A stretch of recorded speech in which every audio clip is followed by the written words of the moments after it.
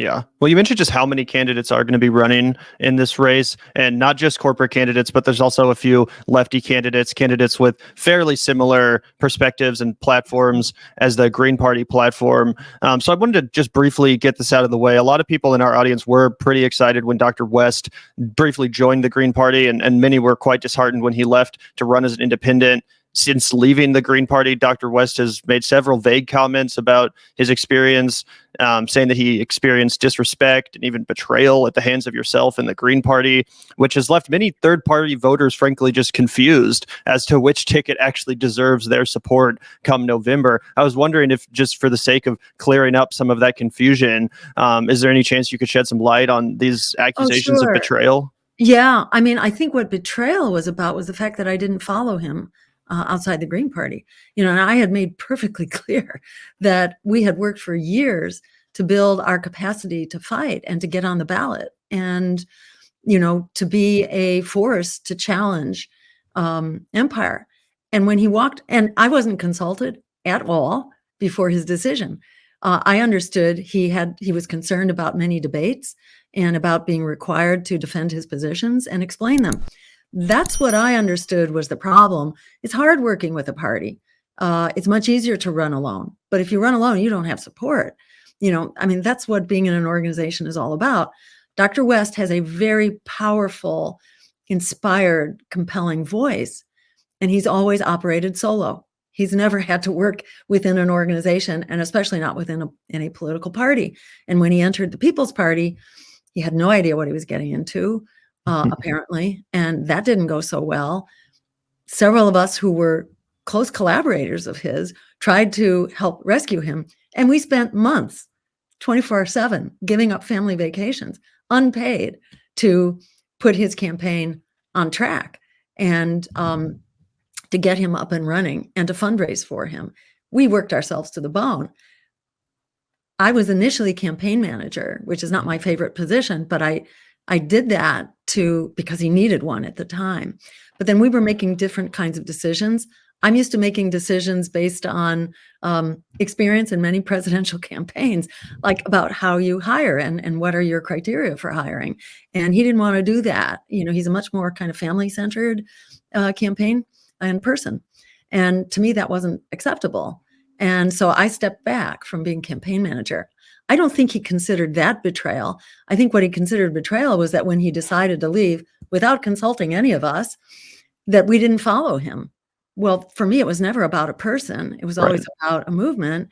And if you have ballot lines, you've got to use them. And I tried to explain to him that he would be screwed. There's no way that he could raise the big money to get on the ballot, to be a contender. And he still doesn't have a solution for how he's going to get on the ballot. He walked away from what was at the time like $4 or $5 million worth of ballot lines. Now, because of price inflation around signature collection, it's more like $6 or $7 million that he walked away from in existing ballot lines. So I don't think he's ever going to make up that gap. So, I did not want to walk away from decades worth of work to have created an infrastructure for truly contesting for power. It's very hard when you're running for office for the first time. That's enough to deal with, let alone learning how to work with a party. I myself got tricked into running for office for the first time in 2002, and that was to run for governor. And I was approached by members of the Green Party in my home state who said, why don't you just do what you're doing, keep fighting these battles for single payer, it was called at the time, Medicare for all, for green energy, for green jobs, for free public higher education. Said, why don't you just do that, but call it a political campaign and have a broader audience to speak with? And I said, sure, nothing else is working, might as well try politics. But it took me then several races to figure out how to work with the Green Party. It's not obvious how you work with a party in something like the Greens, where they don't have a machine. If you're a Democrat, the machine comes to you. It gives you your agenda. It gives you your materials. It gives you your database. It gives you your staff. It gives you everything.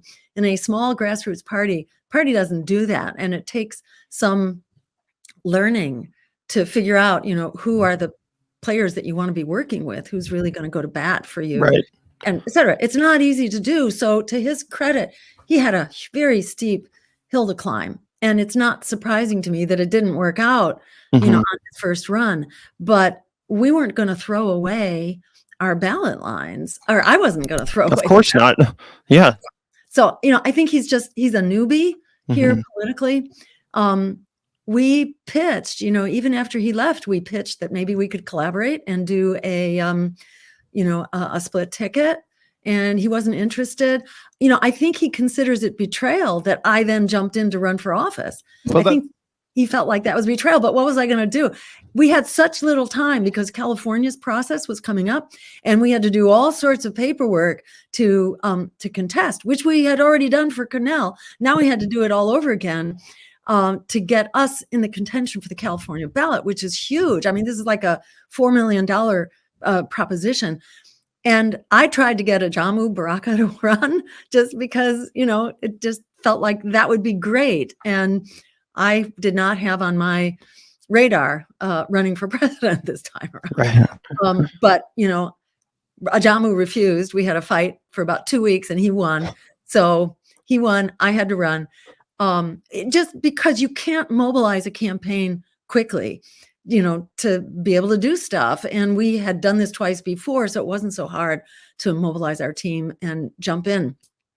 So I think that to him was this shocker that we were going to fill these ballot lines. And I think he still doesn't quite understand the nature of ballot access. So he feels like that was a personal, insult to him. It really wasn't, it was never about him.